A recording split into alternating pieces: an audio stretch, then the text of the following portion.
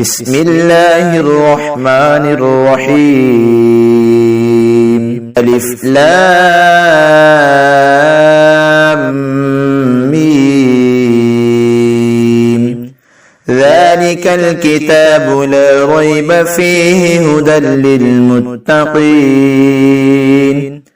الذين يؤمنون بالغيب ويقيمون الصلاة ومما رزقناهم ينفقون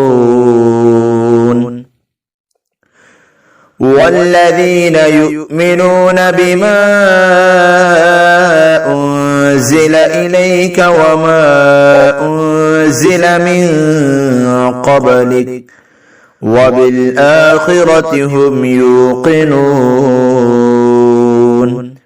أولئك على هدى من ربهم وأولئك هم المفلحون إن الذين كفروا سواء عليهم أأنذرتهم أم لم تنذرهم لا يؤمنون ختم الله على قلوبهم وعلى سمعهم وعلى أبصارهم